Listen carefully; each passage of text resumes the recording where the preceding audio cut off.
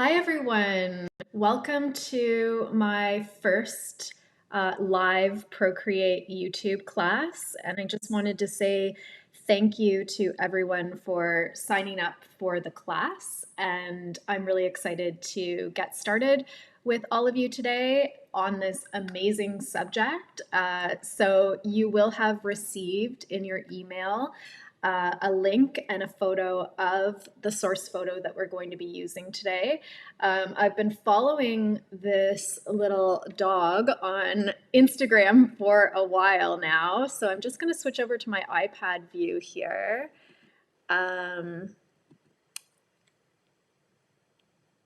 Hopefully you guys can see this.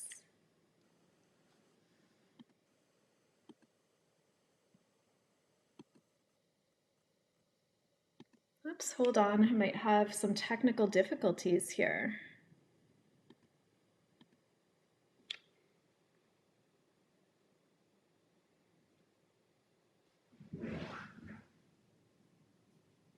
Apologies, guys. I had it all set up and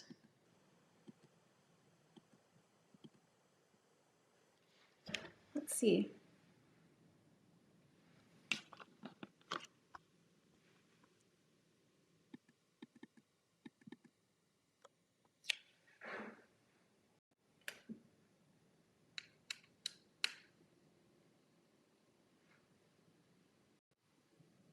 Oh, there we go. Just a little technical glitch for our first Procreate lesson, I guess. So let me just see if I can set this up now.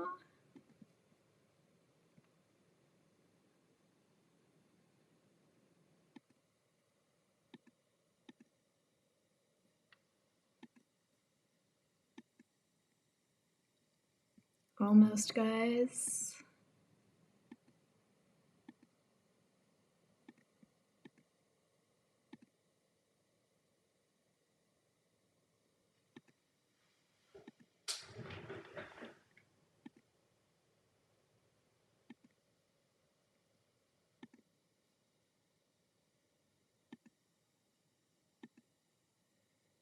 Okay, we might leave it like this for a minute and I can see if I can fix that later on. Apologies, everyone. Oh, there we go. I've just showed up. Of course, I have bad technology luck on my first live stream. So sorry about that, everyone. And good morning to people that are joining live.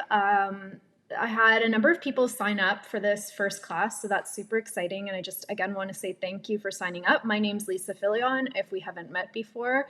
I am a visual arts teacher and artist working from Ontario, Canada. And what I was saying before is I'm excited to start this YouTube live class with all of you. And I wanted the first class to be a subject that I was in love with. And I am a huge animal lover, especially love dogs. And so I've been following this little guy on Instagram for a while. His name is Squid the Griff. And I did a Procreate drawing of him in the summer. And so I thought he would be a perfect first subject for this Procreate lesson. So I have a canvas set up here, but I also had a couple of students email me and asked to they're new to Procreate and also wanted to go over some of the features of Procreate. So I'm going to be talking about tools a little bit today as well. And then also talking about printing and how to set up a canvas for printing, because I also had a student question about that.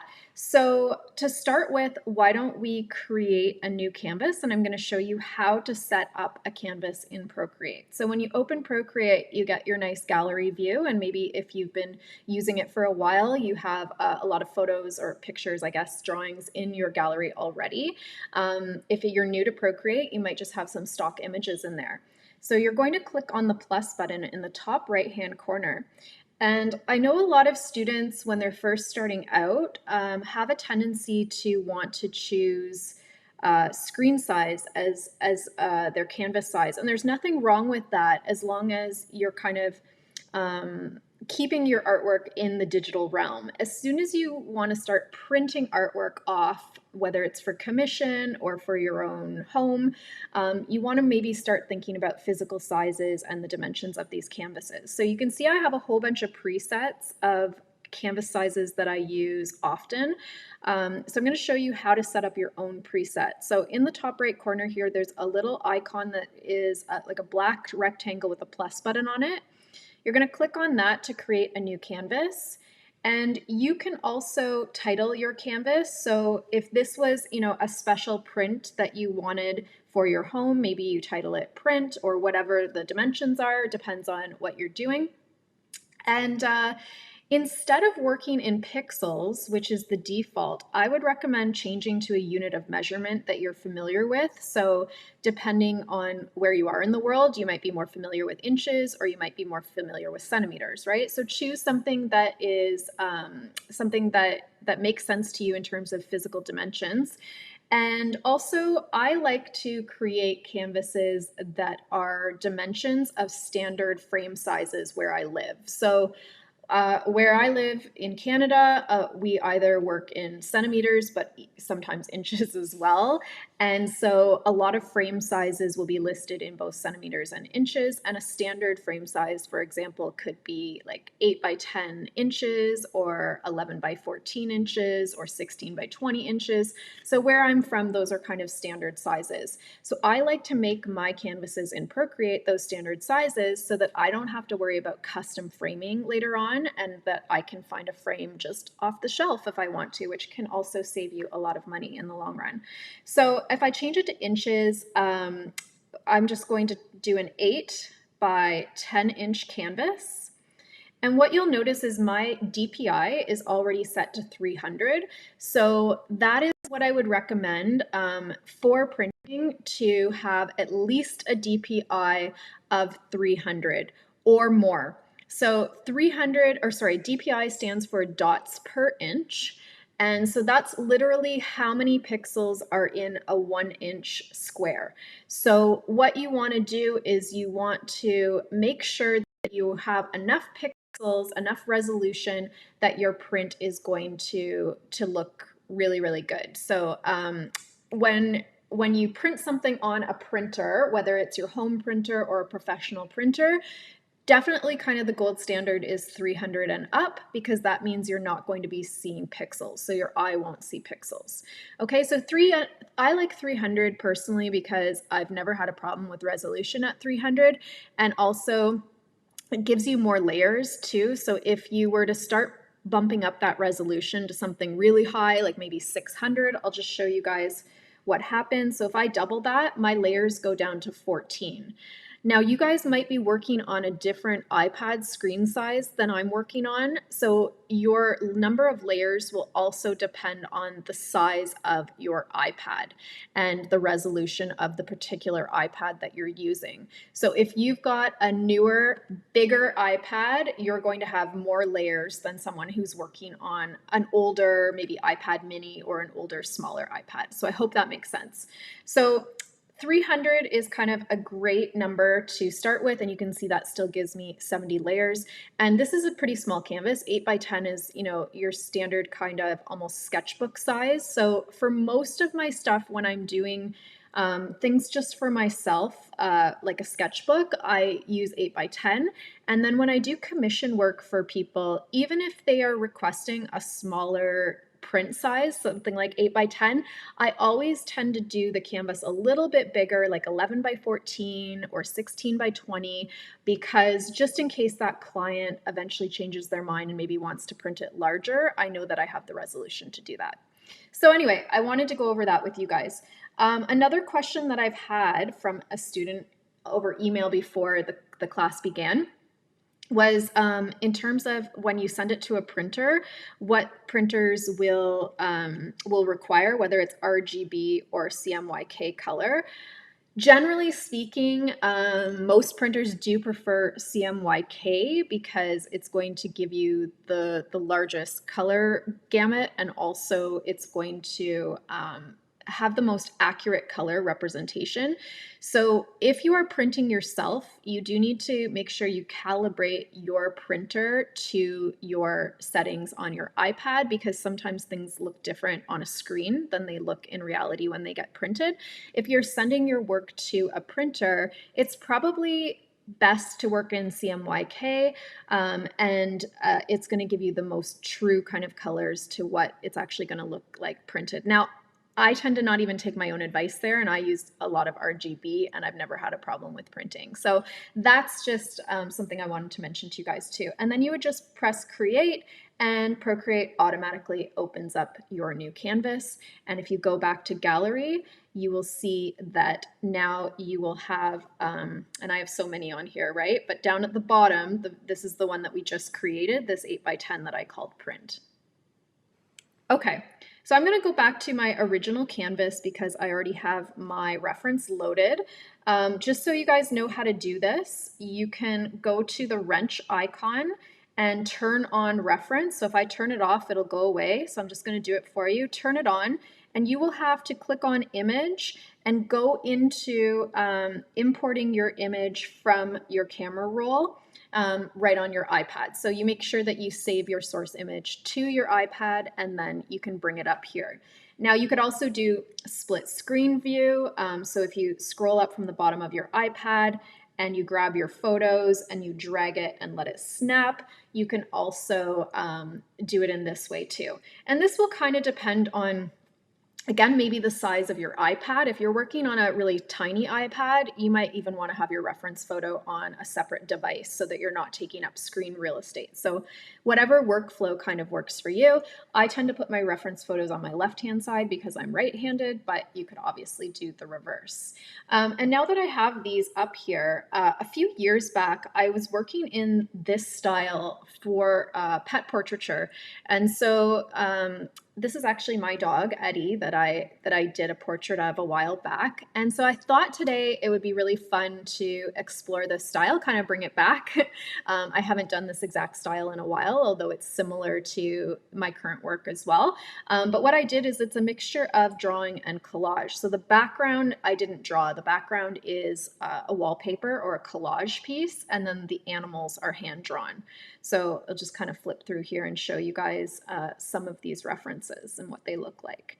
So they have a little bit of like a brushy abstract quality to it. And if any of you have ever seen my work before, what I like to do in Procreate is I like to mimic analog materials in a digital form. So I like to have a lot of texture and kind of depth to the image. So we're going to be working on that today as well. And this is my current dog, Nano, which is a little Yorkie. He also is in here as well. So anyway, I'm going to scroll that away, and we're going to use this reference photo. And we're just going to get started with a really basic tool. So under sketching, you'll find a whole bunch of pencils. If you're new to Procreate, I would recommend experimenting with what kind of pencils you kind of feel the most comfortable working with. I really like the HP pencil, and I really like the Procreate pencil. So I'm just actually going to stick to the Procreate pencil today. I've set my color to black, and we're also going to make a palette from the photo that we're working in. So what's cool in a recent kind of update in Procreate, it's not so recent anymore, I guess, but within the last year, they updated that you could create palettes from files or from photographs. So if you choose new from photos, for example, and of course I have to scroll through all my photos and find something. I'm just going to pick a random one because there's too much on here. I'm going to pick my maybe the photo that I just showed you, right? It pulls out a lot of colors from that photograph. So it's kind of cool because it allows you to color pick from the photo. I could have picked from the reference, but obviously these are just kind of random colors. So you guys can choose whatever palette you want to do. You can also make your own palettes from scratch as well. So I'll just leave this crazy palette on here. Who knows, sometimes that can be something fun to do too, to not actually choose the same palette, the reference photo, but to actually choose a random photo and then work within that color scheme. So we're going to just zoom in on this little buddy. I just think he's so cute. He looks like a little cartoon character. And anyone joining live right now, I just want to say if you have any questions or if I'm going too fast through something, please just comment on YouTube. I'm taking a look at the comments as we go as well. So feel free to ask any questions along the way. So what we're going to do is we are going to start with just kind of moving, and I'll just move this over so you can see what I'm doing too. Again, I want to make sure I address new users to Procreate. Over here we have our brush size, and here we have opacity. So I'm going to kind of adjust my brush size to somewhere around 50%, and my opacity I'm going to bring it down to 65, 70, somewhere in there. So once you start playing around with brushes, you'll get used to what settings work for you as well. So I'm just going to kind of draw a really loose circle just to capture the circular nature of the head here. And then this is the little muzzle. So I'm just going to do like a half moon shape. And then he's got these big googly eyes. So we're going to make sure that we capture those huge eyes because that's definitely one of the main characteristics of this little guy. And cute little button nose. So we'll just kind of put our nose in there. I love his little teeth. So we're gonna just suggest them there. And then, you know, I already think it kind of looks like him even in this really rough way. I'm gonna put the eyebrows in and do a few strands for the hair and work our way out from the middle of the face. And then do the little mustache.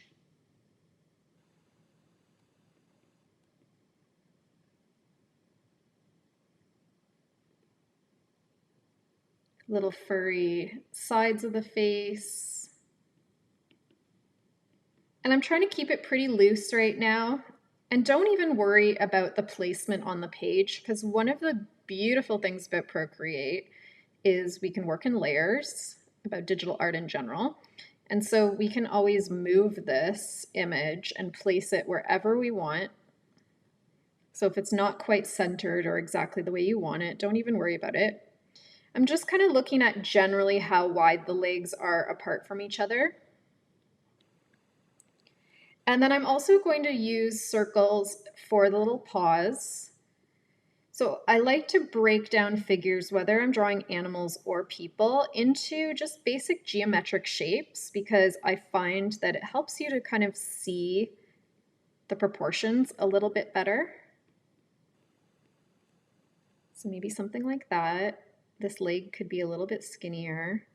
And then as I get more confident with using my pencil here, I'm darkening up some of these lines. And maybe we'll zoom in and zoom in on the little face and just kind of add a bit more detail to the eyes. And animal eyes are quite a bit different, obviously, than human eyes.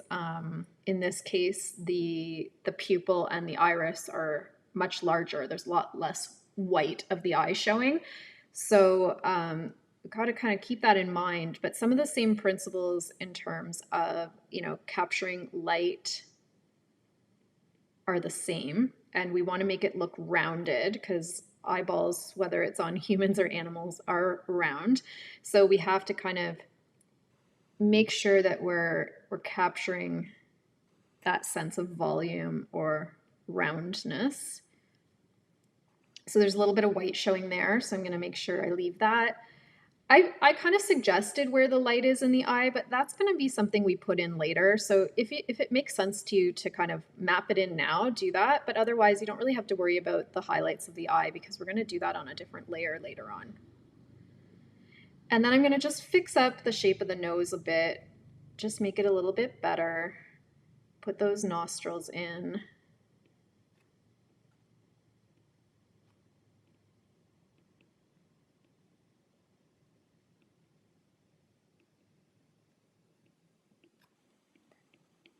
Fix up the top of the lip a bit. And then I guess I forgot to do the little ears, right? So I should go back and do that. I like how he's just got these little tiny ears sticking out.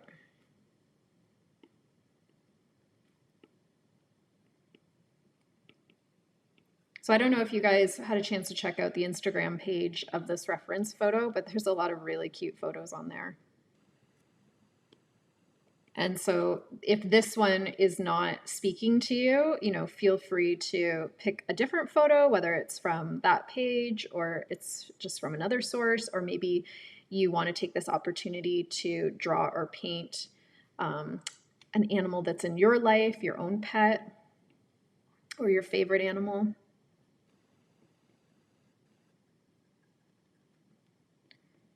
And then I'm going to just start to do a little bit of line work and just go over the spots that are darker. So this area right in between the eyes is pretty dark. The ears are also pretty dark. And if you look at the style that I just showed you of the pet portraits that I did a couple years ago with the wallpaper backgrounds, I like to leave a lot of the pencil lines in the portrait. So instead of completely eliminating them, kind of keeping them in there to show the process. And then I might also just take this pencil and do a little hatching and cross hatching. So I'm just using line to suggest how dark the legs and the paws are.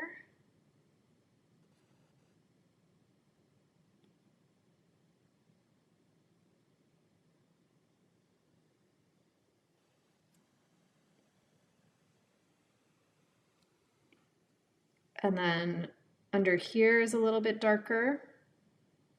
So we'll add that, the sides of the eyes.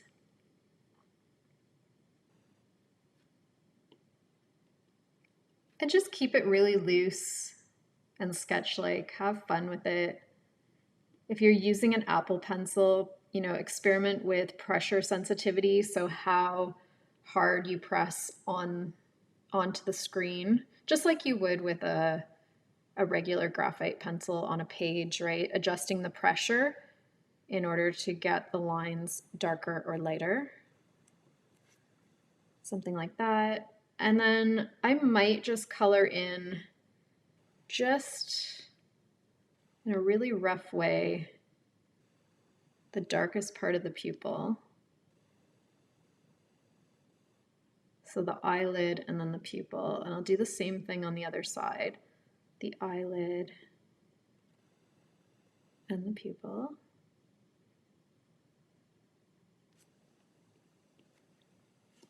Okay, and there we go. And I'll just kind of zoom out and take a look and see what I think in terms of proportion and overall placement on page. So this is where you can start playing with layers a little bit. So if you go to your layer panel, right now we're working on layer 1. I like to name my layers because once you start working with a lot of layers, it's just really helpful to name them.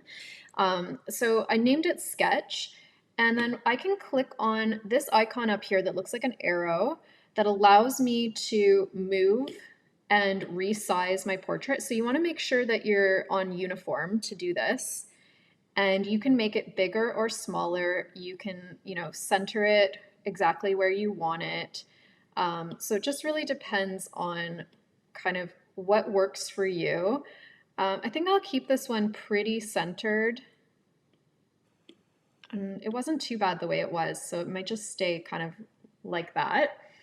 And then, it's something you can always adjust even later on. So don't feel like whatever you choose to do right now, you're stuck with it. So next what we're going to do is we're going to create a new layer, and I'm going to drag it underneath my sketch layer, and I'm going to name it Base. So this will be a layer where we are going to just kind of color in the general fur color that we have of Squid over here. And so here is where you could use your palette from, if you had chosen from the same photo. You can also color select right on the reference, which is a pretty nice feature as well. Or you can just kind of choose your own colors, which I also like doing too, because I think it's also a nice challenge to try to match something to a photo or even change up the colors a little bit. So we're going to probably make him a little bit more saturated and vibrant than even in this photo. So I'm going to switch over to a different brush. So we're going to change over to under painting. There's so many nice painting brushes, so you could pick your favorite one. I'm going to choose the Salamanca brush just because it has a bit of texture to it. So I think it might be an interesting brush for this purpose. And again, I'm going to just adjust the size and opacity of this brush in the side. And right now I have kind of a dark black charcoal color on my brush. So I'm just going to go in and just color in really lightly the whole portrait in the areas where the fur is darkest and where it's kind of the black and shades of gray. And I should color over the nose too. Can go right over top, even of the eyes, because we can always layer over top later.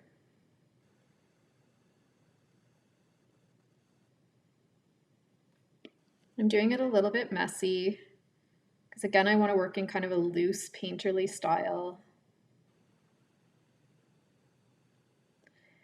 And I should note at this point, if there's any sketch lines that you're not happy with, you might want to go to your eraser. You could choose, a similar brush. I might change it to Salamanca.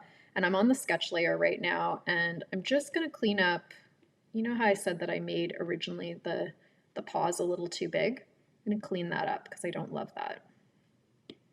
So you can go in and clean up the layer.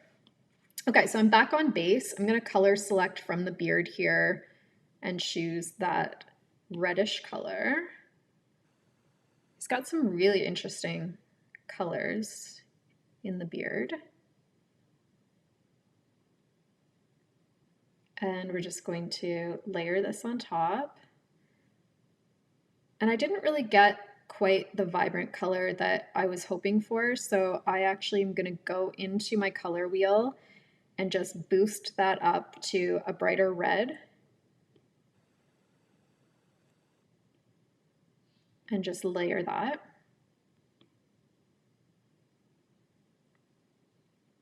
And there is definitely a red tinge in the eye, so I'm just going to be bold and put it like right in there. Something like that. So then we just have kind of a little bit of a base layer to work with. And then we're going to create a new layer, and this time it's over top of our sketch layer. And I'm just going to call it, you could call it color or fur or whatever makes sense to you. And this is where we will do more detail. So especially on the eyes, I'm going to kind of zoom right into my canvas here. And I'm going to, if you look at the eyes, they're full of color, right? So there's actually like some deep like blues in there. So I'm going to take a blue to start and just maybe color both pupils blue. And then I'm going to take a dark brown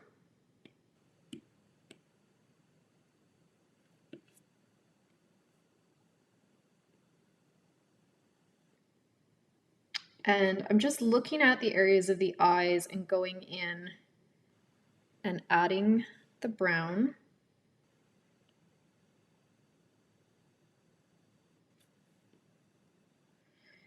And then sometimes when I have a color on my brush, I also kind of look around my canvas and just see, is there another place where I can add that color?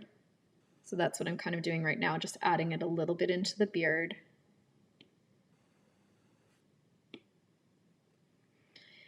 And then we have the whites of the eyes, which are not pure white, but to start with, I will just lightly brush on some pure white. And then there's a bit of a highlight right here. And the only thing I'm going to ignore right now are the lights of the eyes, the little dots in the eyes, because I want to do those on a separate layer.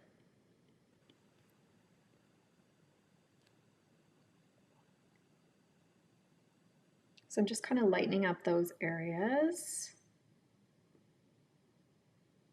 I'm putting a bit of a highlight in here again.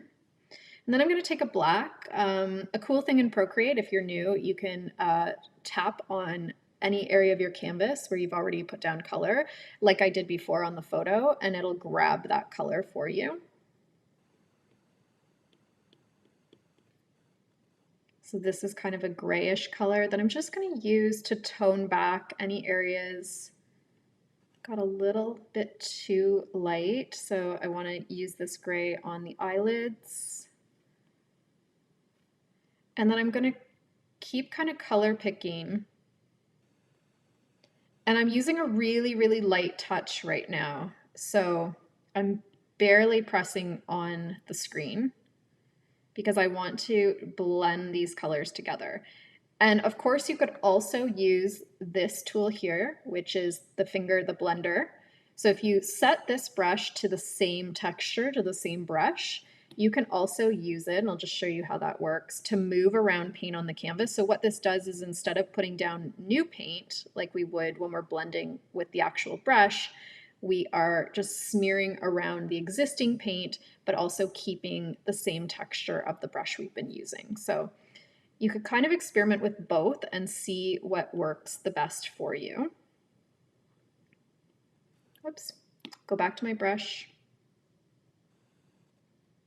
And now I'm just going to layer in, again, the pupils and the darkest colors. And I also want to start going and adding color around the eyes, because this is also going to help those eyes to stand out. So the fur around the eyes is really important too, just to frame them.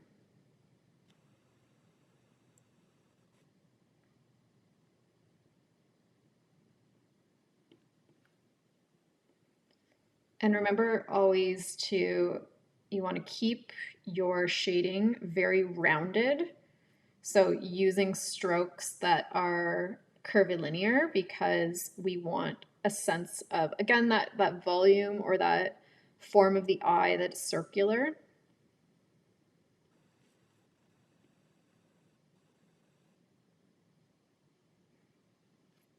And then I'm going to grab like a bright blue just to put like a little splash of brightness on here as well. And I like working from a photograph, but then also taking liberties by exaggerating certain parts of it. So especially with color, I like just exaggerating the color a little bit, making it a little bit more bold. Go back and add brown over here.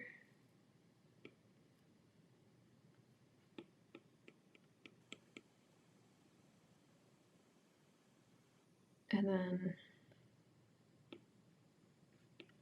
again, I'm just going to frame the face. So working on the fur areas around the pupils. It's helpful to zoom in and out every once in a while. So like I like to zoom right in when working on details like eyes, but then it's really helpful to zoom out to see your work so that you can see if proportions are wrong or anything needs to be adjusted or moved.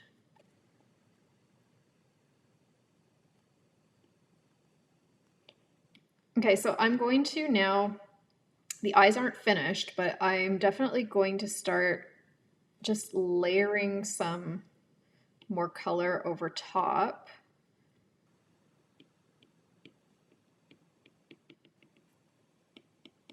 And I like this brush because it has a jagged end to it, and it has a bit of like a canvas texture. So I'm going to add a bit more gray up here, so a lighter color up at the top.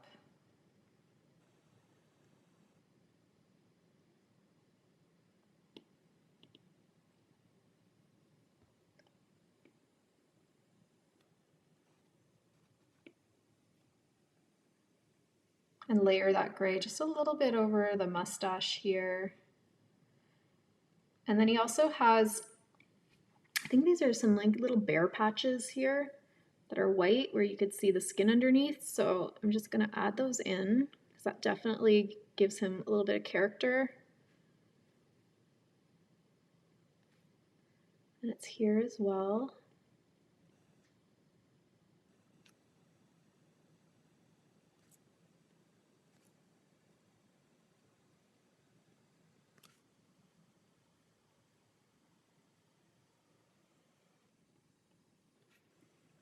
So something like that. And then while I have white on my brush, just gonna do a little highlighting around the nose area.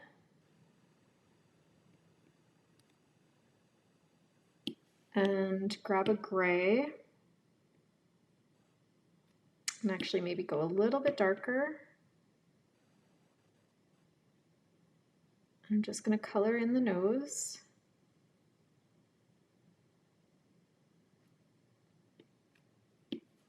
And then go back to my lighter gray and add some highlighting.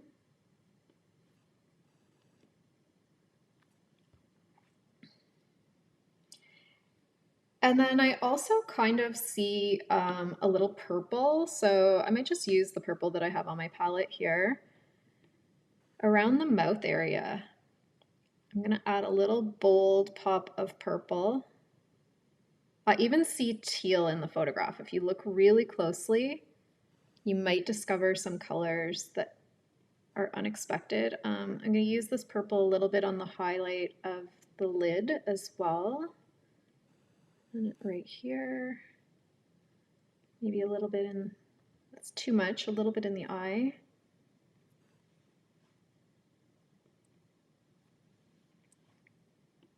Something like that. And maybe even just exaggerate that mustache with outlining it with a bit of purple.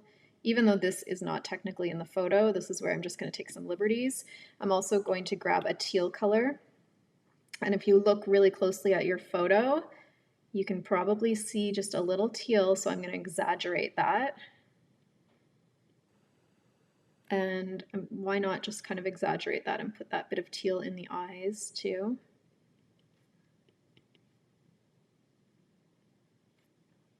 Something like this. And then I want to make sure that I capture that little mouth. So put the little frowny face on.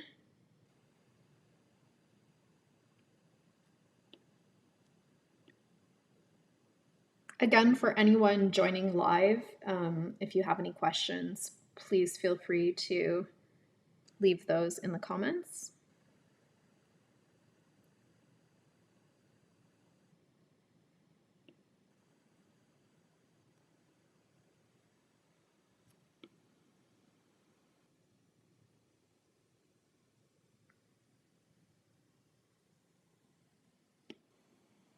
Okay. And just again, continuing to kind of layer. So I might actually do the teeth on a new layer. So I'm going to, whoops, Procreate's not happy right now. I'm gonna call this teeth. And I might take a more precise brush for doing the teeth. So I actually think I'm gonna use the round brush, and I just have my own kind of version of the round brush that I'm gonna use. I'm gonna grab some white and just, whoops, I gotta make this brush much smaller. Okay, I'm just going to put in these little tiny, little fang teeth that he's got shown here that I love so much.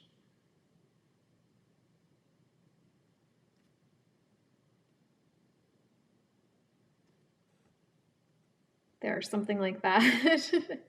Might be a little, again, exaggerated, so I could just go over it with my Salamanca paintbrush and just make it a little bit more painterly too. So something like that. I'm going to create another layer. Whoops. And we're going to rename it just lighting, highlights, whatever you want to call it. And under your brushes, if you go to Procreate's Luminance brushes, there's a lot of really nice brushes that you can use that are going to work really well for this. I'm going to choose the light brush, and I'm still on white. And I'm going to try to make it a small brush.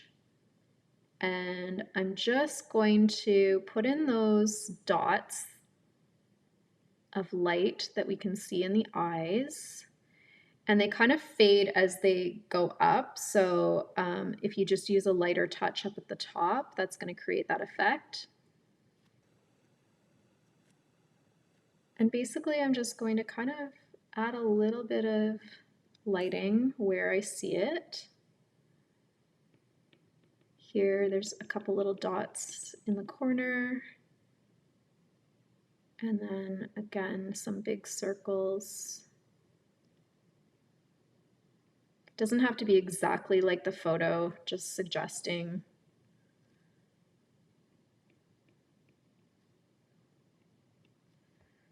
Okay, so something like that. And already it just kind of makes those eyes come alive a little bit more. So looking side by side at my image versus this one here, I know my proportions aren't perfect, so I'm gonna work on adjusting those in a few minutes. But before we do that too, if you wanna go over top of maybe color, and you could call this one like fur texture, for example. I'll show you some other brushes that I really like to use for animal fur. So if we go to painting, and if you scroll down, I really, really like turpentine and old brush for animal fur. I think for this one I want to use turpentine, and it also has a good blend quality to it where you can actually smear the paint, the digital paint around the canvas a little bit, which is really fun, and it's something that I like to do, and I think it makes it also look a little bit more natural.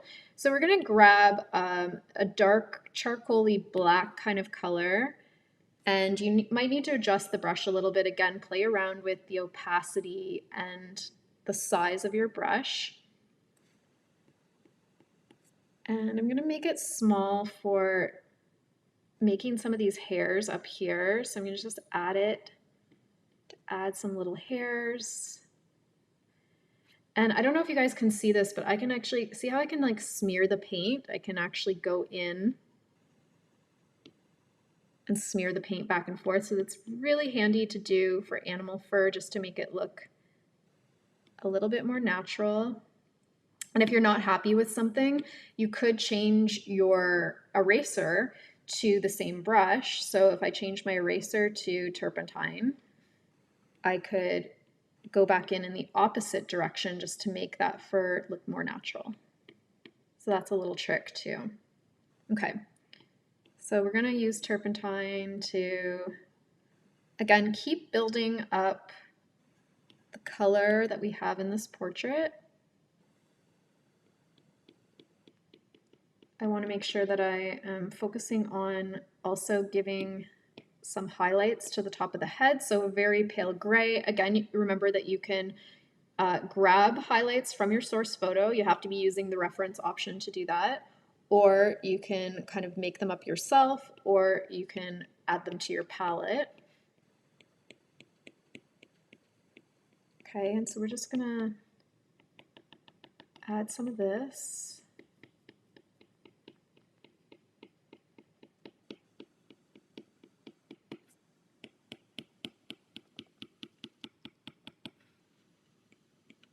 And I'm trying to kind of pay attention by looking back and forth between my subject and my canvas, and pay attention to also the direction of the hair growth.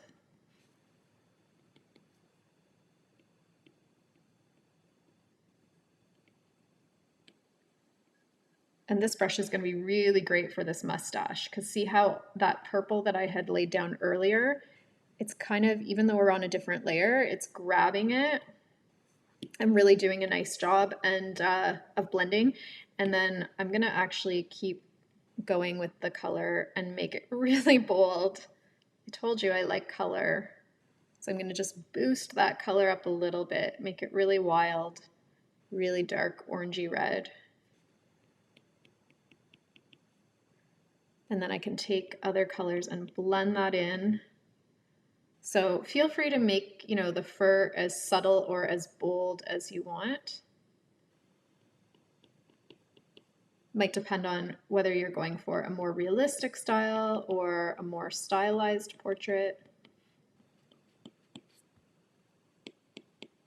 Gonna add, again, some more fur texture just up here by the ear.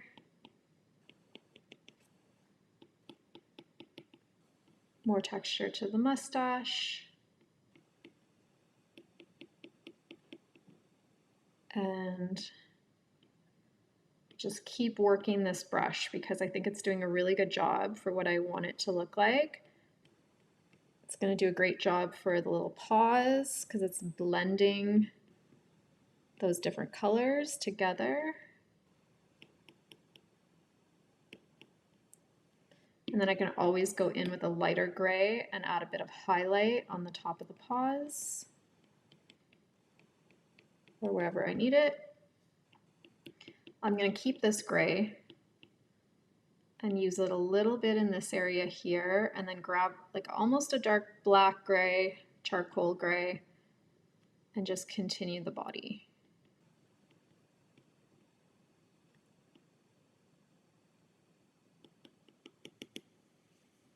Something like that maybe. And then again, use my eraser and I'm going to bring that eraser opacity down a bit because areas that maybe got too dark or covered up line work that I wanted to keep, I can go in with the eraser and just, you know, make the edges a little bit wispy. And then I also want to put in little hairs, flyaway hairs. I want to kind of capture that. I'll go in with the eraser and pull out anything that doesn't quite work.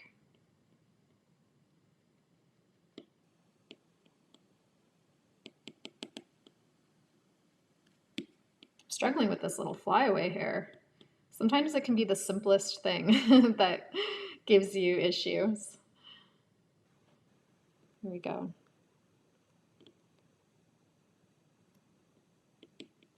Find if you keep your wrist kind of a little bit loose. Like I tend to like to rest my wrist, which goes against a lot of what people would teach you to try to keep it kind of loose.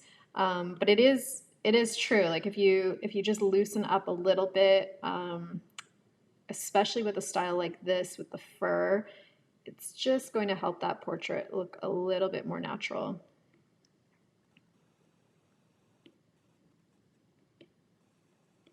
Just add more red to the bottom here.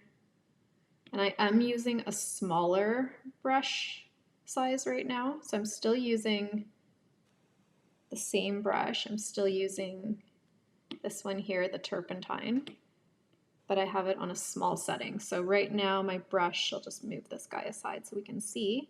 Just so you know, my brush is like 3%. It's really tiny.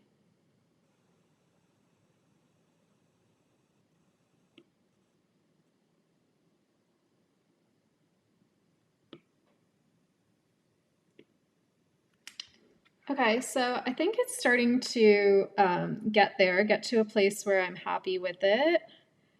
How are you all doing that are following along? Are you getting to a place where you think you could work on the background pretty soon? Just going to, again, add some highlighting. So I have white on my brush right now, and again, I'm gonna have this brush size turned down so that I can just blend in some white hairs and just kind of pull those out a little bit just to make it look a little bit rounder, a little bit more natural, and add those highlighted hairs where the light is hitting the fur.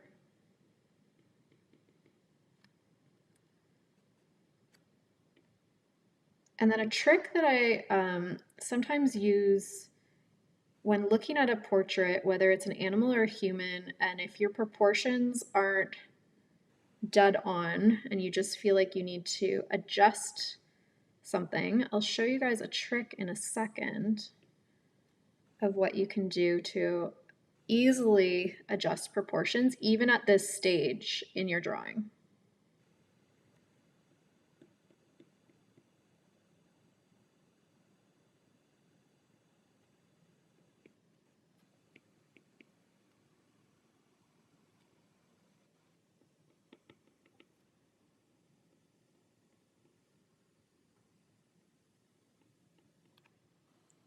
trying to get the expression around the eyes a little bit better.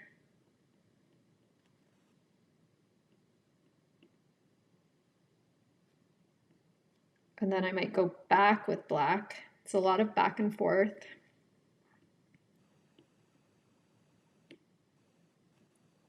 Another brush that we can try using too, I'll just switch to it right now actually, is under touch-ups. There are hair brushes, short hair, flowing hair, fine hair.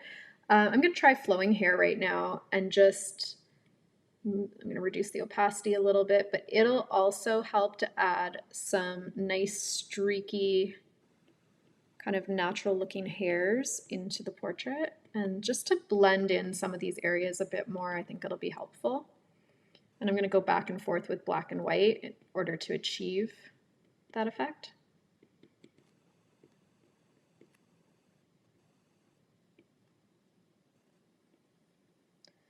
And also red, apparently. I'm going to use the red and go into it too.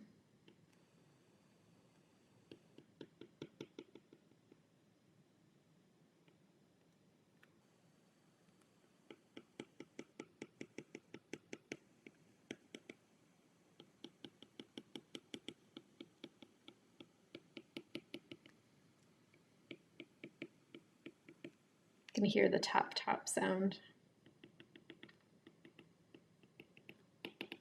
Okay, maybe something like this. Okay, so not 100% finished yet, but what I do want to do is show you the trick that I have for proportion. So I'm going to make the two portraits side by side roughly the same size, and I can already see discrepancies between it. I think my little guy though, like, you know, you could leave it like this because it's my own interpretation of the photograph. But just in terms of adjusting proportion in Procreate, what you can do is you can go to your top layer and you can click on it and combine down, and it'll create a layer group. And then on top of the group, you're just going to keep pressing combine down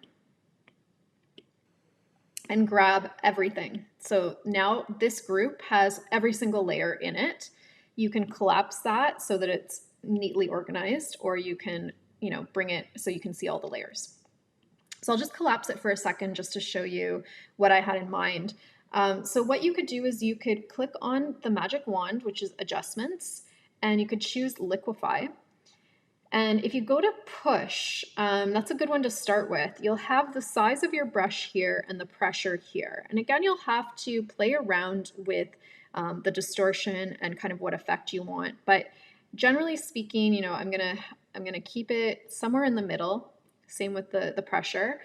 And what we can do is we can just move ever so slightly. Like I'm just moving those eyes just ever so slightly just to make them a little bit more similar to the source photo. Same with this little nose. I want to bring it up a little bit more and the eye down a little bit more, the teeth up a little bit more. And just by doing that really subtle adjustment, already I think that it looks more like the original.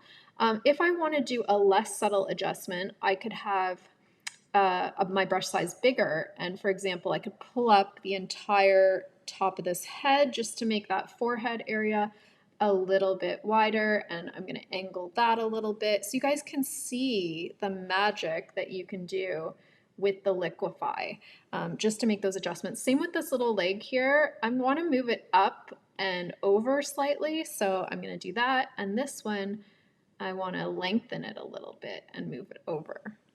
So pretty cute, pretty good little trick, just to tweak proportions even after you've done so much work. What that means is that if you don't nail it the first time on your rough sketch, you have this option of really looking at the portrait side by side and figuring out what needs to be done. So another little trick with liquefy, especially for a googly-eyed buddy like this, is you could use expand. And I'm going to make the size of the brush roughly the size of the eye. And I'll just zoom in to show you, but what I'm going to do is just click on it really quickly. Don't want to do it too much. And I just kind of made those eyes pop just a little bit more. I could use a smaller brush and do the same thing on the nose just to kind of make that pop out. So it just kind of gives it that illusion again of more depth or roundness. So now that you have that all finished, you can get out of your group, go back to your fur texture, and what I'm going to do is I'm going to stick with the Salamanca brush that we started with, and I'm going to go to the move tool, the one that allows you to blend. And we're just going to use that Salamanca brush just to go in and do some fine-tuned blending where necessary. And I'll do it on this layer first, and then we might have to switch back to the color layer as well. So just do it here to start. And this is one big reason why I advocate for doing different parts of the portrait on different layers, because I can actually push around the paint in the eyeball right now, and I'm not affecting those lighting dots that we added earlier. I often do that with portraits of humans with things like eyelashes too. I find that really helpful. Okay, so a lot of this is on the color layer, so I'm going to switch over to the color layer so you guys can see how much I'm going to kind of use this just to blend.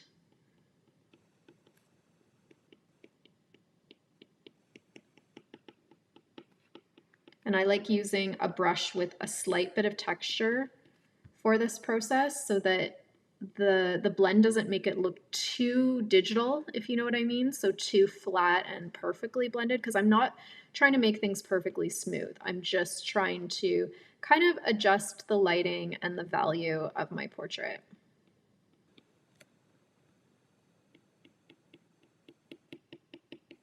And I'll use that here. And same thing, I don't have to worry about messing up the teeth because I know they're on a different layer. It's kind of nice.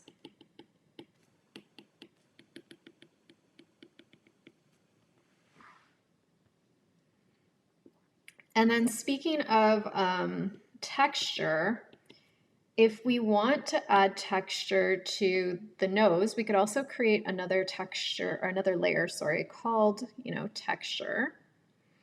And with dog and cat noses, and really a lot of animal noses, I love to use spray paints and either use splatter or flicks in order to add a bit of that kind of rough texture that dogs have on their nose.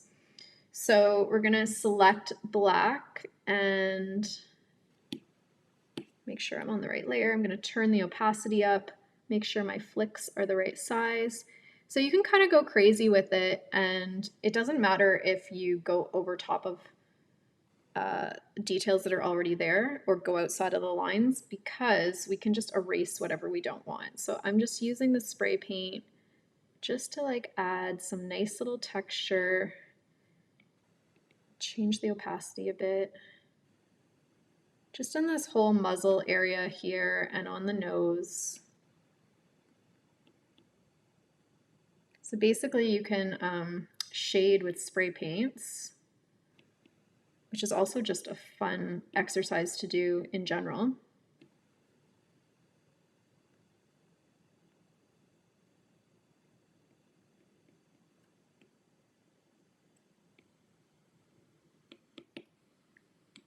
And then if you want some bigger flicks, you can just stamp them on. And then I obviously don't want all of these flicks, so I'm going to take my eraser tool and go over and erase the areas that I don't want.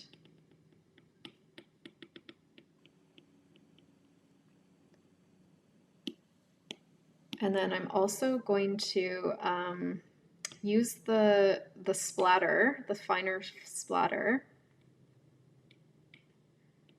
to go in and darken the nostrils a bit.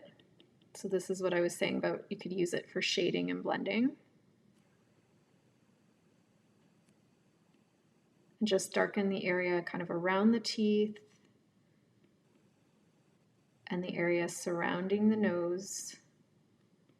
You can just use this spray paint.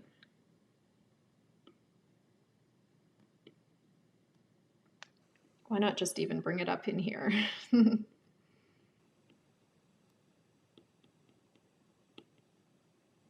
Something like that. I'll use more white. So I think this is doing a nice job. Like, I like how it's just giving it some nice texture. When you zoom out, you can kind of really see the effect that that's having.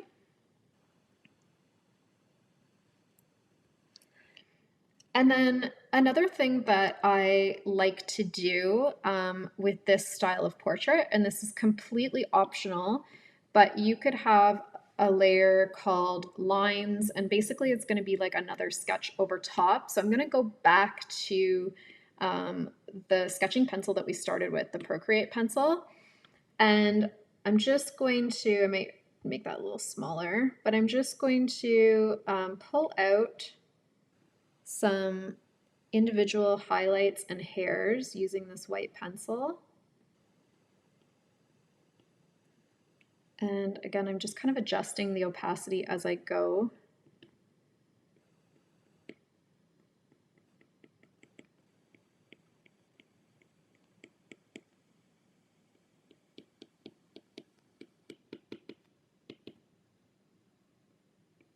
I think again, it just adds a little something to it. And then you can also give the fur a bit more movement, kind of emphasize that the way that hair grows or naturally kind of falls. So there we did it with white pencil. You can do a little hatching and cross hatching if you want to, which could be kind of nice. So something I could maybe add, just like a little bit of kind of rough sketch work in the paws here maybe, just to keep it a little bit looser. I might also just, with my pencil, do a little bit of a highlighting around the nose and the areas that I want to really stand out. And you could do that with the eyes too. So anywhere where you feel like you could just crispen it up, if that's a word, and make it a little bit more crisp, a little bit more outlined. Little fur there. Something like that. And then do the same thing with black. So, you know, you do the two opposites, the two extremes. So your lightest lights and your darkest darks. And so now we'll do the same thing for the black. I'm going to go in and just emphasize this.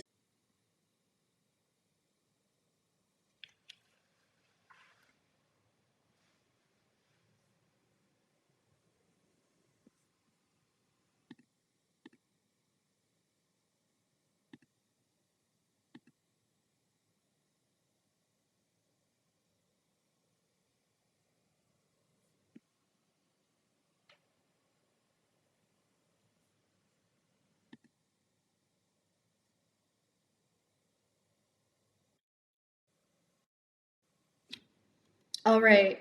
Can you guys hear me again? So I apologize. I completely had a power outage and everything turned off. So you might have some blank space in between. Oh my gosh, technology is just not happy with me today. Of course, right? On the first lesson. So thank you so much for bearing with me, everyone. Okay, I can see. Thank you guys. I'm glad you can hear me again. And thank you for sticking with me. I had to restart everything and hopefully it's picking up where it left off. So anybody want to let me know just what the last portion you heard? Was I talking about just going over the highlights and the black lines using the line work? Is that where you guys left off, or did it cut out before that point?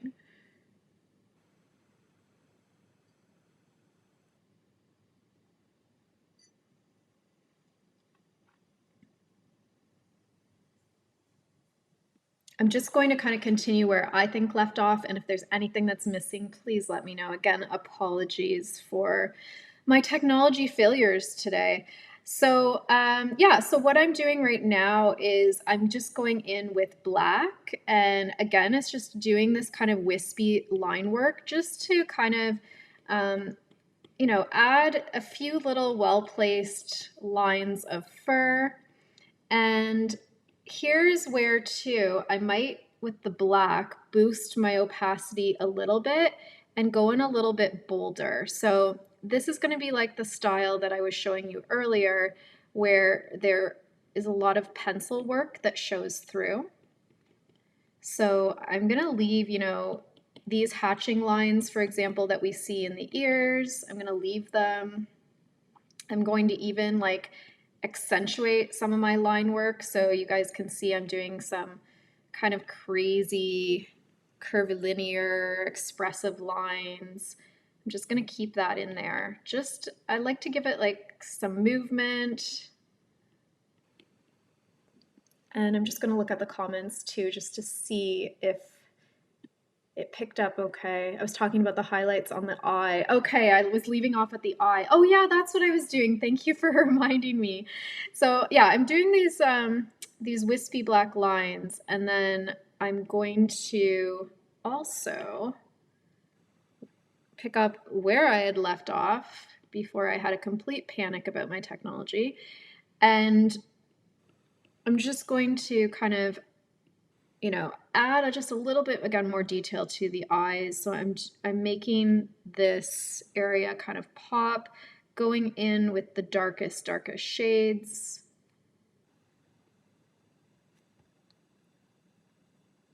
And you don't have to do this. I mean, it does have a little bit of a cartoony kind of outlined effect to it, but I also think it's really going to make this particular portrait pop. And like already this dog is so cute, so cartoony looking, that I kind of think that he should be his own cartoon, right? So I'm just going to kind of go with that style.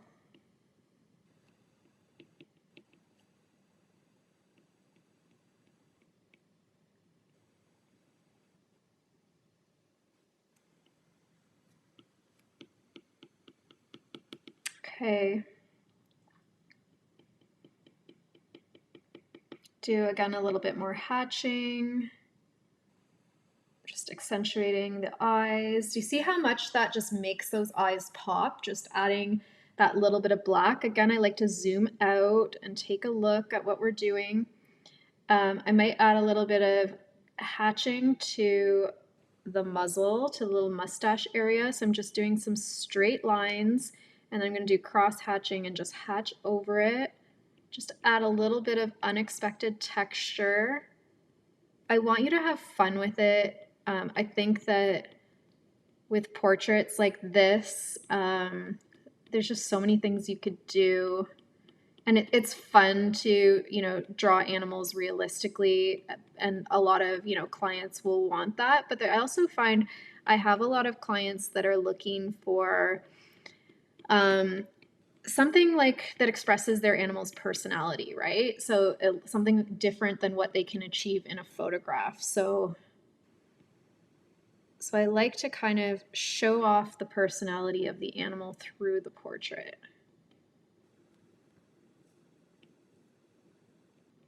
And even though I don't know this dog personally, I feel like he's got lots of personality. And again, I'm just going to darken those areas. And I think I can be pretty happy with it at this point.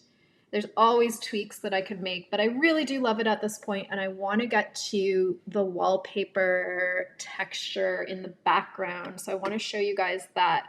So I don't really need the reference anymore.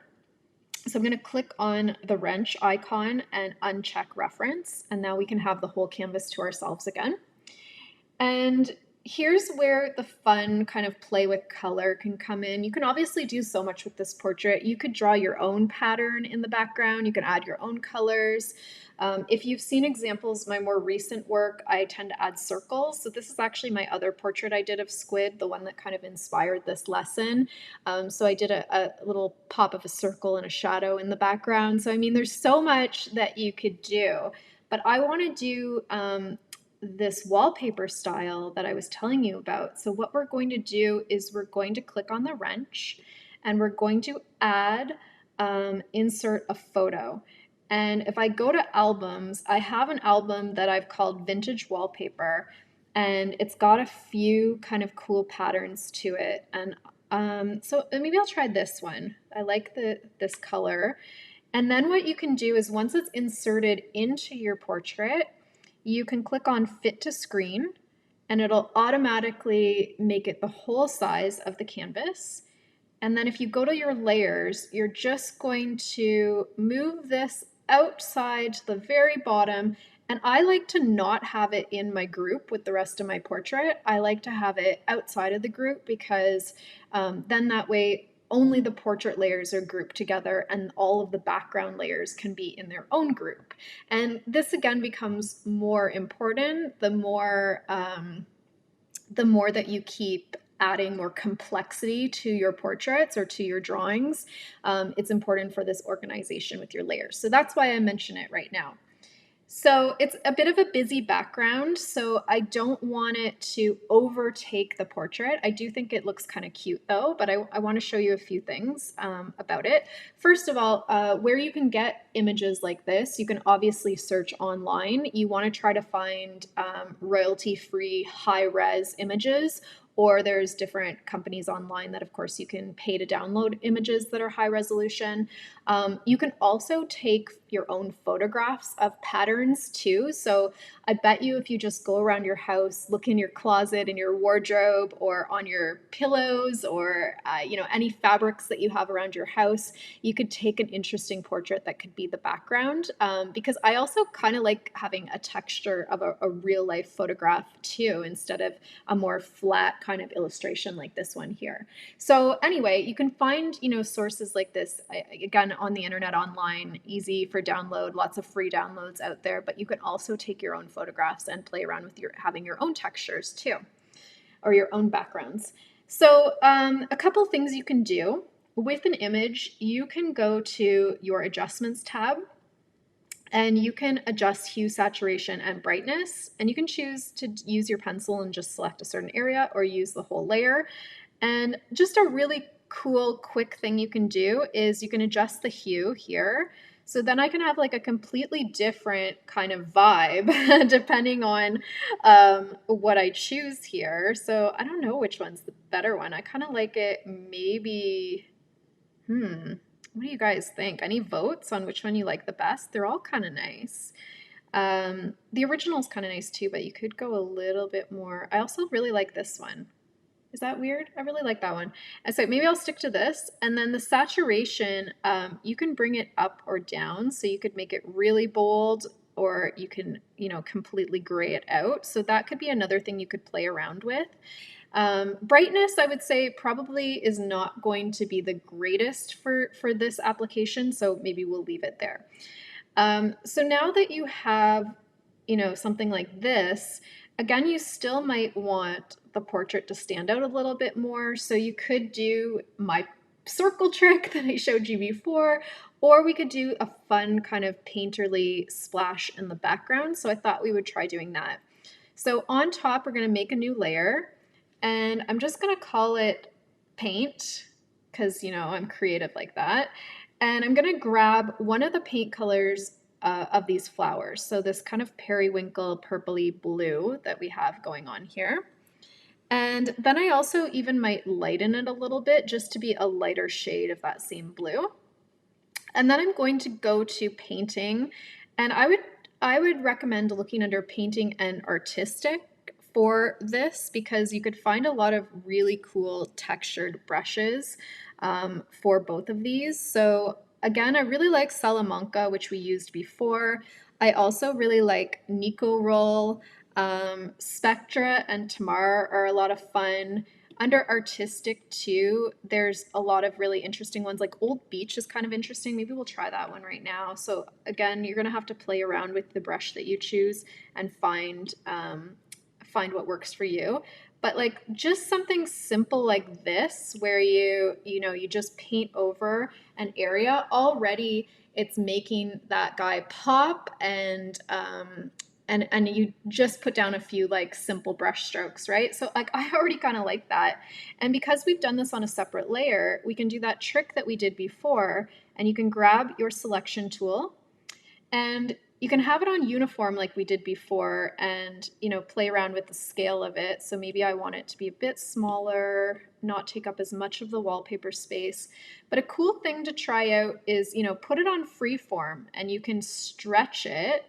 You could also put it on distort and you can see just how much you can distort that brush stroke, or warp is also where you can kind of play around with the brush stroke. So I could kind of make it fit exactly the size of my portrait. So there's a lot of really cool techniques that you can use in order to make your portrait really kind of stand out from that wallpaper background. The other thing that I really like doing, and you saw that on the other example of this, the same dog portrait, is adding a little shadow effect to the portrait. So I'm gonna go back to this periwinkle blue purple color, and I'm gonna instead just go down the color wheel and choose like a gray blue that I think would be nice for a shadow. And for this one too, you can use really any brush of your choice. But one brush set that I go back to over and over again is my own set of watercolor stamps. So I know some of you have downloaded these stamps from me from my website. So if anyone is interested, they are available on my website, lisafilion.com. They're also available in my Etsy shop, but you can make your own, or you can feel free to use brushes that are already in Procreate. So I'll just show you a couple of examples. I'm going to use one of mine, but I also want to make sure that, there's no pressure to get them. And you can also use anything that you find here. So if you go to, for example, water, this blotch brush is fantastic for this purpose. You can create some cool shadow effects with it, with these wet glazes or sponge brushes. So I would really recommend checking out the water brushes for the next step that we're going to be doing. And again, though, just because I like my own set, I'm going to be using my watercolor stamp set, which is 10 stamps that are made from real watercolor. So I'm going to use this splatter 2 as my stamp. I'm going to create a new layer and I'm going to call it shadow. And I'm going to stamp kind of right in the middle, and I want to make it smaller. That was too big. There, that's better. And we're going to do the same trick where we're going to take the arrow selection tool. This time I'm going to have it on uniform to start, and can make it exactly the size I want and rotate it. And I want to make sure it all sticks in the frame though. So I'm going to move this up so you can see a bit better. Already with this shadow here, I feel like it's just grounding the portrait a little bit more. And then I like to use distort or warp because you can have, this kind of, again, more of a shadow effect of it slanting to one side or the other. So we could do that, maybe something like this. And I like to really play around with the distortion until I get something that I know is going to work for me. So something like that gives it a little shadow effect, right? That can be kind of nice. If that shadow is not dark enough for you, you can swipe and duplicate it and make it one shade darker just by having 2 layers of the same shadow. So that's something that I really enjoy adding to my portraits as well. So I'm going to leave it there for today because I think we went over a lot of different techniques and I kind of like it the way it is. With a portrait like this, I always find that I like to maybe come back to it with fresh eyes and see if there's something that I want to change or add to the portrait at a later date. But I think it captures kind of the personality of this cute little guy. I like having the pattern in the background. I like having the more organic brush strokes and that shadow effect that just kind of grounds the portrait. So I hope you guys enjoyed this first lesson. I know we had a few little technical glitches today, so thank you so much for bearing with me on that. And for people that are joining live, thank you for joining live today. And for those of you that are exploring this at your own pace, I would love to see all of the portraits that you create. So if you want to tag me on Instagram, My Instagram is, and I'm just going to write it in the comments here, at pixelprincess.art. And so I would love to see the portraits that you all create, whether it's of this little guy's squid or your own dog or cat or animal of your choice. I want to see what you all do with kind of the tools in Procreate. So please tag me so that I can see all of your work. And thank you so much for joining me. If you have any questions or if you're stuck on any phase of the lesson, just email me or message me on Instagram and I'd be happy to help you out. Okay, I do have one more class scheduled coming up next weekend at the same time. So if you are interested in that class, you can just check it out on my website, which is lisafilion.com, which I'm assuming you all know how to get to since you're here today. So if you go to lisafilion.com, you'll see the sign up for the next class. And we're going to be doing a Frida-inspired portrait in the next class, and then I hope to have by next week a few future classes scheduled as well. So thank you very much again. Hope you guys have a wonderful day, and make sure you tag me to show me your artwork. Okay, bye everyone.